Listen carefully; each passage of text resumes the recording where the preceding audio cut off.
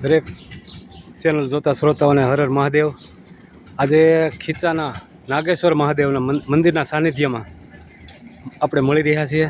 અહીં બાજુની અંદર જે લોકસેવકો છે એના માધ્યમથી આજે એક એવું ભગીરથ કાર્ય થઈ રહ્યું છે જે હું તમને બતાવવા માગું છું। એ કાર્ય એવું છે કે ગામડામાં જે અબાલ વૃદ્ધો જે કાંઈ રહેતા હોય, જે ઉંમરલાયક હોય વધારે, જેનાથી કામની પોતે રાંધી શકતા નથી, તો એવું એક સરસ મજાનું ભોજનાલય બનવા જઈ રહ્યું છે।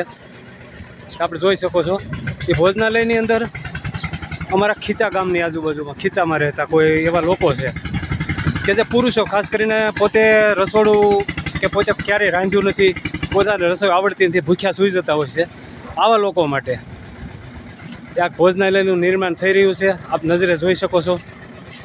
તો આવા ભગીરથ કાર્ય માટે જે લોકોને આવો સરસ મજાનો વિચાર આવ્યો તો એ લોકોને માટે હું હૃદયથી ધન્યવાદ આપું છું।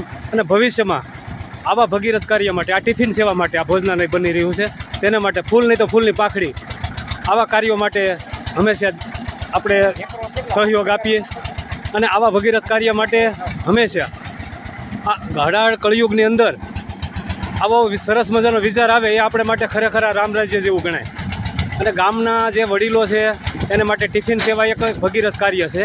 આ કાર્યની શરૂઆત તો થઈ શકે પણ આને નિભાવવું બહુ અઘરું છે, માટે જે લોકો પાસે કુદરતે આપ્યું છે એ થોડું ઘણું દાન આપણે આવા ભગીરથ કાર્યમાં આપીએ।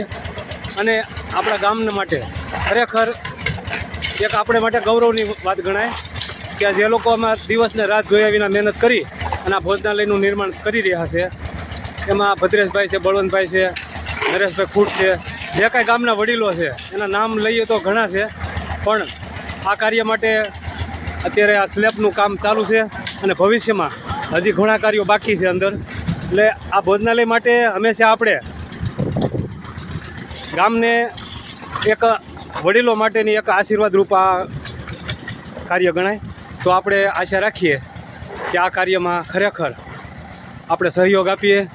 હર હર મહાદેવ, હર હર મહાદેવ।